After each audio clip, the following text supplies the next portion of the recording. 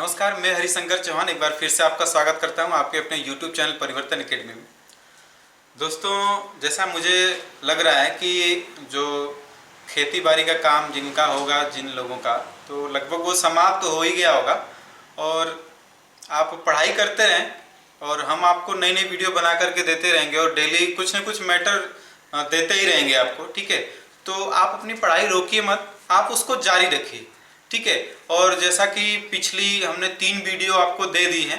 ठीक है, इसके बाद ये एक नई वीडियो रहेगी आपके लिए और इसमें कुछ नई टॉपिक्स पे भी हम चर्चा कर लेते हैं और देख लेते हैं कि आगे हमें पढ़ना था कंजर्वेशन ऑफ बायोडाइवर्सिटी, यानी जैव विविधता का संरक्षण। अब जैव विविधता का संरक्षण का मतलब जब देखा गया कि जगह जगह की प्रजातियां जो विलुप्त होती जा रही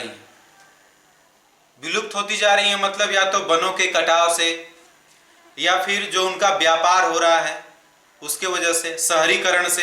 ठीक है, तो जब विभिन्न प्रजातियां जब अलग अलग जगहों की जो विलुप्त होती जा रही हैं, ठीक है, तो उनके संरक्षण के लिए कुछ समझौते भी किए गए।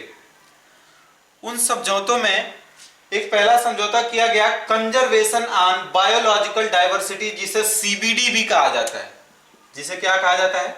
सीबीडी। ये किया गया 1992 में, जिसे लागू किया गया 1993 में, लेकिन ये रियो डी जेनेरियो में जब विश्व सम्मेलन हुआ था उसी समय ये किया गया था कंजर्वेशन ऑन बायोलॉजिकल डाइवर्सिटी यानी सीबीडी 1992 में। ठीक है, इसमें टारगेट क्या क्या बनाया गया था? टारगेट बनाया गया था कि जैव विविधता का संरक्षण अब जरूरी है।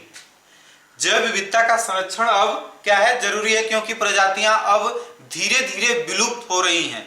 ठीक है, मानव के जो रिसोर्सेस का दोहन हो रहा है उसके वजह से, या फिर तरह तरह के जो कारण हमने पिछली वीडियो में आपको बताया, तो जो भी जैव विविधता है या फिर जो भी अन्य प्रजातियां हैं वो क्या हो रही हैं? विलुप्त हो रही हैं।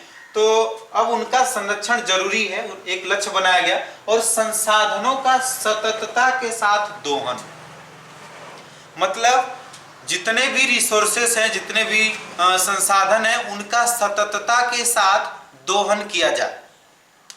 ठीक है, दोहन और उपयोग में क्या क्या अंतर होता है?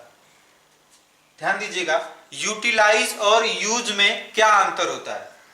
यूज का मतलब कोई भी सामान थी, जैसे मार्कर है, हमने ऐसा यूज किया इसको और यूज करने के बाद इसको फेंक दिया। ठीक है, लेकिन जब हम उसका दोहन करेंगे, यूटिलाइज करेंगे, यूटिलाइज का मतलब कि हम इस मार्कर को चलाएंगे, फिर इसको सेफ रख देंगे ताकि फिर से इसमें इंक डाल करके कोई दूसरा भी इसको यूज कर सके। ठीक है, तो ये होता है दोहन। मतलब संसाधनों का उपयोग ऐसे करना कि आने वाली जो आगे पीढ़ी है उनके लिए भी संसाधन मौजूद रहे, उनके लिए भी संसाधन की कमी न हो। ठीक है, तो संसाधनों का सततता के साथ दोहन ये जरूरी है, इसमें इस सम्मेलन में टारगेट बनाया गया। और जलवायु परिवर्तन से जैव विविधता का संरक्षण, मतलब जितने भी जलवायु परिवर्तन हो रहे हैं, जलवायु परिवर्तन से जो जैव विविधता का विनाश हो रहा है, जो जीवों का विनाश हो रहा है। ठीक है, तो सॉरी, तो जलवायु परिवर्तन से जैव विविधता का संरक्षण, ये 3 टारगेट डिसाइड किए गए। ठीक है, इसके बाद भारत में एक कानून भी लागू किया गया, सीबीडी एक्ट। ठीक है, सीबीडी एक्ट भी लागू किया, भारत ने एक कानून बनाया। ठीक है, और ये जो प्रोग्राम था कंजर्वेशन ऑन बायोलॉजिकल डाइवर्सिटी, इसको प्रभावी करने के लिए 2 सम्मेलन और किए गए। 2 सम्मेलन और किए गए। एक है कार्टाजेना सम्मेलन, इसकी जो होस्टिंग कंट्री है, होस्टिंग कंट्री वो है कनाडा। होस्टिंग कंट्री है कनाडा। ठीक है, ये होस्टिंग कंट्री है कनाडा, मतलब इसको कनाडा में ने होस्ट किया था। इसके बाद ये आपका हुआ था 2000 में, सन 2000 में ये सम्मेलन हुआ था, कार्टाजेना सम्मेलन, जिसमें उद्देश्य क्या बनाया गया था? तो उद्देश्य बनाया गया था कि उन प्रजातियों का संरक्षण करना जिनका जीन बदल रहा है, जिनमें जेनेटिक चेंज हो रहा है। जैसे आपने सुना होगा एक कांग्रेस नाम की घास है, कांग्रेस घास, जो यूएसए से जब गेहूं आयात किया गया था, यूएसए से जब गेहूं की प्रजाति ली गई थी, तो उसी स्पीसीज के साथ में एक कांग्रेस घास आ गई थी, कांग्रेस घास। और ये जहां उत्पन्न होती है, ये जहां जन्म लेती है, वहां की अगल बगल की फसल को नष्ट कर देती है। ठीक है, तो इस वजह से भी क्या है, बायोडायवर्सिटी का विनाश हो रहा है। मतलब जो वनस्पति है या फिर जो फसल है वो नष्ट हो रही है ना, तो मतलब उन प्रजातियों का भी संरक्षण करना जिनका जीन बदल रहा है। जैसे गेहूं के साथ में ये घास आ गई थी, जिससे मतलब गेहूं का जो जीन चेंज हुआ था, तो उसके साथ ये घास आई थी। इसके साथ मतलब कई तरह की हानियां भी हैं इस घास की वजह से।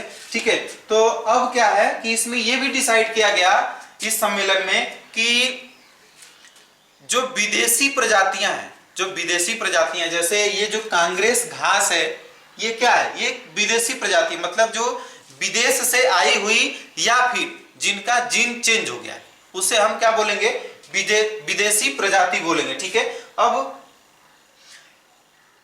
जो कांग्रेस घास है, ये जब नष्ट कर देती है, तो इसके वजह से एक कानून बनाया गया कि उस देश को अधिकार है कि जो निर्यात आयात हो रहा है किसी दूसरे देश से, कोई भी प्रजाति ली जा रही है या फिर कोई भी बीज लिया जा रहा है, ठीक है, तो वो उसका एक बार मतलब उसे देखेगी भी, अच्छी तरीके से उसकी जांच परख भी करेगी, ताकि जैसे अगर गेहूं की प्रजाति ली जा रही है, ठीक है, तो जो गेहूं की जो ब्रीड ली जा रही है, उस ब्रीड में कोई दूसरी प्रजाति तो नहीं है ना जो हमारे जैव विविधता को नष्ट कर दे, जो हमारी जैव विविधता का लॉस कर दे। ऐसी प्रजाति नई नई इसके साथ आ रही है, तो उसकी मतलब अच्छी तरीके से जांच करने का भी अधिकार होगा। ठीक है, अब उसके बाद ये कार्टाजिना जो सम्मेलन था, ये लागू हुआ था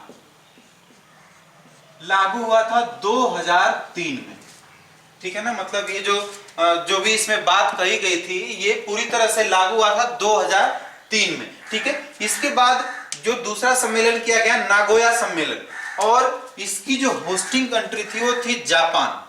इसकी जो होस्टिंग कंट्री थी ये थी जापान, और जो होस्टिंग कंट्री जापान थी, ये नागोया शहर है जापान में, वहां पे ये सम्मेलन हुआ था। और ये सम्मेलन हुआ था 2010 में। ये सम्मेलन कब हुआ था, तो ये सम्मेलन हुआ था 2010 में। ठीक है, और ये लागू कब किया गया, तो ये लागू किया गया 2014 में।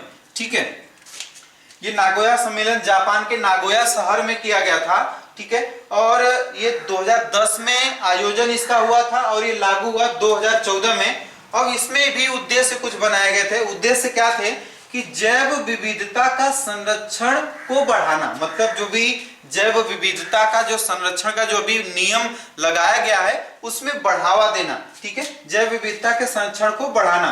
फिर सदस्य देश भागीदारी निभाएंगे। इसका मतलब कि उस सम्मेलन में जितने भी सदस्य हैं, जितने भी देश सम्मिलित हुए, भाग लिए, ठीक है, उनको इसमें जैव विविधता संरक्षण को बढ़ाने में भागीदारी निभाना है। ठीक है, तो इस तरह के कुछ सम्मेलन भी किए गए थे। अब इसके बाद आगे की एक टॉपिक है, हम इसको देख लेते हैं, कंजर्वेशन मेथड्स।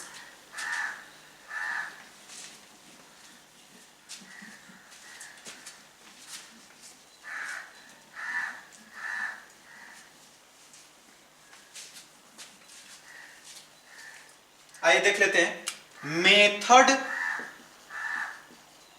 Of conservation.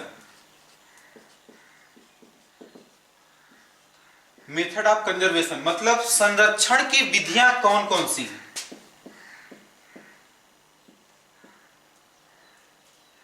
संरक्षण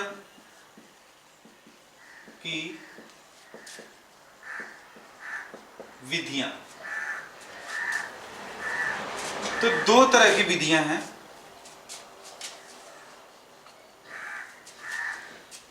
संरक्षण की दो विधियां हैं। एक है इन सिटू, मतलब इसको हम कहेंगे स्व स्थाने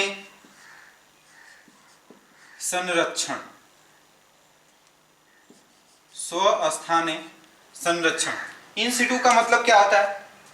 मतलब ऐसा क्षेत्र जहां पर प्रजातियां विलुप्त हो रही हैं और उन प्रजातियों का उसी क्षेत्र में ही यदि संरक्षण किया जाएगा तो उसे बोला जाएगा स्वस्थाने संरक्षण। मतलब उन प्रजातियों के स्वस्थान पर ही संरक्षण यदि किया जाएगा तो वो किस प्रकार का संरक्षण होगा? तो वो होगा इन सिटू। इन सिटू में जैसे जो राष्ट्रीय उद्यान बनाए जाते हैं, राष्ट्रीय उद्यान स्थापित किए जाते हैं, राष्ट्रीय उद्यान, इसके बाद वन्य जीव अभयारण्य, वन्य जीव अभयारण्य,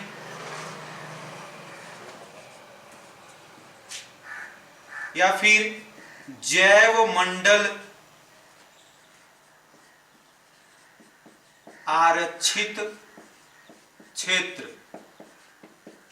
ये स्वस्थान मतलब राष्ट्रीय उद्यान हो या फिर वन्य जीव अभयारण्य हो या फिर जैव मंडल आरक्षित क्षेत्र हो, तो इसमें जो भी किसी भी स्पीसीज का या फिर किसी भी प्रजाति का जब कंजर्वेशन किया जाता है तो उसके लिए 3 चीजें बनाई जाती हैं, ठीक है। और जो राष्ट्रीय उद्यान होता है हम उसमें प्लांट और एनिमल, प्लांट और एनिमल दोनों के लिए हम संरक्षण प्रदान करते हैं यहाँ पर, ठीक है, दोनों के लिए संरक्षण प्रदान करते हैं।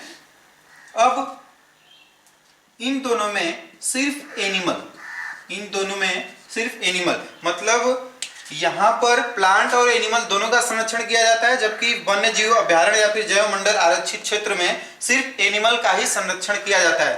तो ये जो तीनों आप प्लेस देख रहे हैं, तीनों ये चीजें देख रहे हैं आप, तो इनको बनाएगी केंद्र सरकार, बनाने का जो अधिकार है जो बनाएगी वो बनाएगी केंद्र सरकार, ठीक है।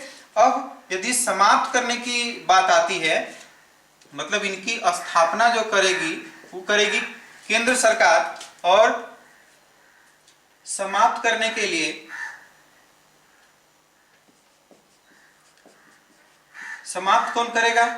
तो राष्ट्रीय उद्यान को केंद्र सरकार समाप्त कर सकती है और वन्य जीव अभयारण्य और जैव मंडल आरक्षित क्षेत्र इसको राज्य भी समाप्त कर सकता है। जिस राज्य में ये बनाया गया है वो राज्य भी इसको समाप्त कर सकता है, ठीक है। अब इसके बाद जो दूसरी विधि है वो है ex situ conservation. Ex situ conservation, ex situ conservation क्या है? तो इसे हम कहते हैं पर स्थाने, इसको कहते हैं पर स्थाने संरक्षण। पर स्थाने संरक्षण, पर स्थानीय संरक्षण का मतलब यहां से है कि जब किसी प्रजाति को, जब किसी स्पीसीज को या फिर जब किसी जीव को, पौधे को, जब उसके जो उसका स्वस्थान था वहां से किसी दूसरे स्थान पर ले जाकर के जब उसको कंजर्व किया जाता है, जब उसे संरक्षित किया जाता है, तो उसे हम कहते हैं, उस विधि को हम क्या कहते हैं? पर स्थानीय संरक्षण। जैसे मान लीजिए किसी एक क्षेत्र में कोई महामारी आ गई, अब कोई महामारी आ गई तो उससे कई जीव मर रहे हैं, कई प्रजातियां विलुप्त हो रही है, नष्ट हो रही हैं, तो इसकी वजह से जितनी प्रजातियां वहां की बच जाती हैं वहां से उनको उठा करके ले जाकर के किसी बॉटनिकल गार्डन में रख दिया जाता है। मतलब जो भी वनस्पति उद्यान होता है, वनस्पति उद्यान, वहां पर रख दिया जाता है, या फिर किसी चिड़ियाघर में रख दिया जाता है। जो जीव होते हैं उनको चिड़ियाघर में रख दिया जाता है, ठीक है। तो जो पर स्थानीय संरक्षण है मतलब उसके स्वस्थान से उठा करके किसी दूसरे जगह पर ले जाकर के उनको संरक्षण प्रदान करना ही क्या कहलाता है? किस प्रकार की विधि है? वो पर स्थानीय संरक्षण कहलाती है, ठीक है।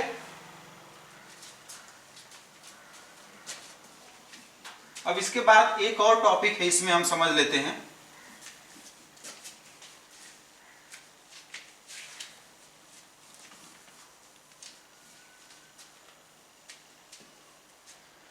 एक और टॉपिक है hot spot. Hot spot, hot hot spot क्या होता है? हॉट स्पॉट का मतलब जहां पर बायोडायवर्सिटी अधिक हो, जहां पर बायोडायवर्सिटी अधिक हो लेकिन संरक्षण की आवश्यकता हो, बायोडायवर्सिटी अधिक हो लेकिन आवश्यकता किसकी हो? तो संरक्षण की आवश्यकता हो, उस क्षेत्र को हम हॉट स्पॉट का नाम देते हैं। ठीक है, और ये जो हॉट स्पॉट है इसको 1990 में ये शब्द दिया था मेयर ने। ठीक है, 1990 में शब्द दिया था मेयर ने हॉट स्पॉट। और हॉट स्पॉट का मतलब ये होता है कि ऐसा क्षेत्र जहां पे जैव विविधता अधिक हो लेकिन उसको संरक्षण करने की, उसको कंजर्व करने की आवश्यकता हो या फिर जरूरी हो, वहां की जो अब विलुप्त होने के कगार पर आ रही हो, इसलिए संरक्षण की आवश्यकता हो, उस क्षेत्र को हम क्या कहेंगे?